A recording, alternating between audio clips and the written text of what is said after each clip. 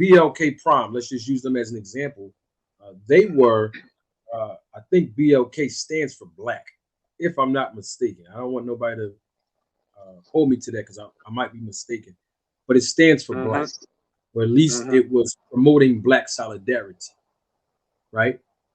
But why would they go out of business if black people support other black people? If black people support other fighters, why would a black company go out of business?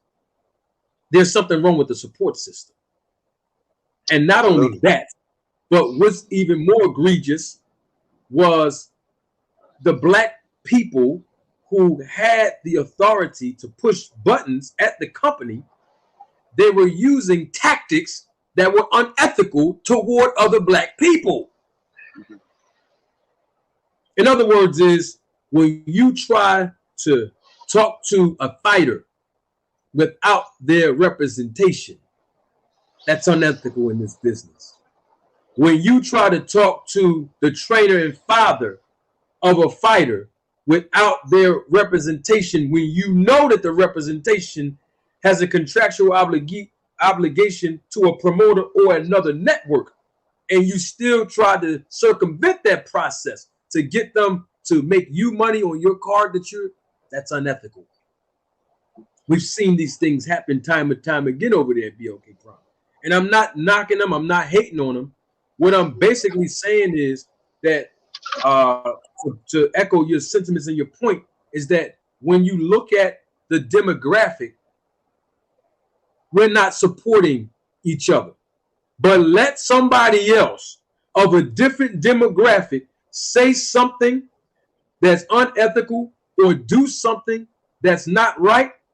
There's other black people who will applaud that. Let me give another example.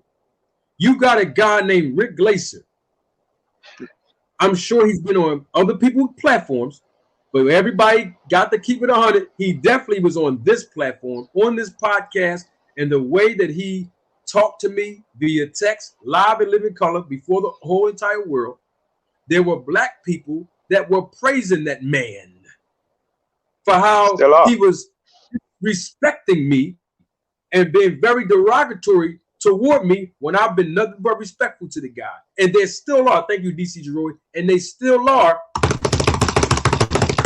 tap dancing for the white man. And all I'm saying is, I'm not making this racial, but all I'm saying is he's the same guy every time something happens with PBC, Al Heyman, particularly Al Heyman. He is the same guy that will say derogatory things about Al Heyman over a 25-year issue that he got unresolved with the guy. And on top of that, he's going on platform to platform to platform to platform, denigrating this guy's name, excuse me, for whatever reason. And you got other blacks, instead of holding him accountable for that, they tap dance for him and repeat some of the things that he said. That's not even accurate. Hey, and so I listened to that show, as disturbing as it was, and if you were supporting Rick Glaser all the way up into that show, all right, let's just play devil's advocate, right? It should have been enough to hear how he regarded Brother Marty on his show. I mean, he acted like a 5-year-old kid that suffers from a lack of emotional maturity. He did so much screaming and carrying on. If that wasn't a turn off, what should have been a turn off for anybody is when the man said that Al Heyman is paying fighters. He didn't use the word black, but we know what he was talking about. Is paying fighters more than what they are worth, and it has created a gap or disparity in the boxing community.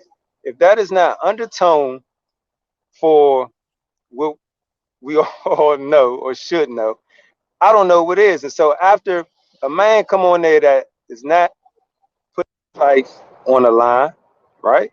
How do you get to determine how much my life is worth if somebody is willing to pay that to me? And that disturbs you so much, guy, that it has you acting outraged? Nah, that's not what that's about. You don't want to see black folks getting money the way that they're getting money, becoming young, wealthy athletes. And so you prefer to have them stuck in a pricing structure that benefits the mass majority of the owners and folks that look like you. If that's not enough to make somebody say, you know what, this guy's gone too far, then I don't know what is. I'm not sure how anybody can continue to stand behind and support the guy after he don't behave the way that he did, and you heard out of his own mouth how he feel and where he stands on paying black fighters. That should be the straw that broke. That should be the straw. Yep. And I actually asked Rick Glaser, and yes, I can admit this before a live audience. I did walk him. I did dog walk him into this on purpose because I wanted other people to hear what he had to say. And I will roll the tape if I have to for the new viewers and for those that were not here to understand what me and DC Jeroy is talking about when Rick Glaser was on this podcast just about a month and a half ago or so. I did dog walk him into it because I wanted him to acknowledge that he doesn't have the authority of saying what a fighter's worth is and how small of a pay grade that fighters should get. When I'm telling the people, I'm in the business of boxing, I know the fair market value of fighters this day, according to our economic structure and the conditions that our economy is in this country, and he is actually disagreeing with me. So I said to him, I said, come on, Rick. I mean, we both in the business. We're both for the fighters. You know, the fighters making money and everything. We're both for that. We represent that with the fighters. And he said, his words, not mine. I'll replay it if somebody in the chat hating on me. He said, no, I'm not. He said it out of his own mouth. He's not for the fighters. He is not for the fighters. And I'm not expecting him to be for the fighters if he's being employed by the promoter as a matchmaker. However, you can't say you're not for the fighter, but then you try to influence the fighter to get in the ring with dubious negotiation tactics so that you can make money. You can't have it both ways, bro. You got to stand on one side of the fence and stay there. And for anybody that watched this content, that knows me personally and been a part of this process of me being on YouTube, anybody that's watching me can attest, even if you don't like me, even if you don't agree with me, everybody that knows Manager Marty or learned about me since I've been on YouTube can all agree that I'm definitely for the fighters, and I'm for the fighters making the maximum amount of their earning potential because they make a lot of sacrifices in this business. Now, even if you say, I don't agree with you, Manager Marty, I don't like you, and I don't think that you're being genuine and honest, hey, my credentials in this business and the relationships I've developed, that should be enough to make me credible that I'm here for the fighters. So I'm not here to impress or convince anybody. My point is, we had a guy on here who is not of the culture saying that every fighter should be below the fair market value. Nobody wants to work under the fair market value. This is why major corporations have contract issues with unionized jobs where they walk out and strike. It's all about money. It's like, hey, listen, the fair market value says that our employees are supposed to be paid based on this standard, according to the industry that they work in.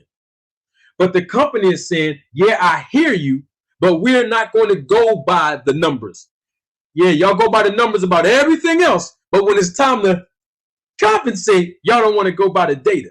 So now this is where we're going to strike. We're going to fight back, etc. So fighters don't have the option to strike. Fighters don't have a union. You know, fighters don't have a support. They don't. There's not even regulation like that in this business.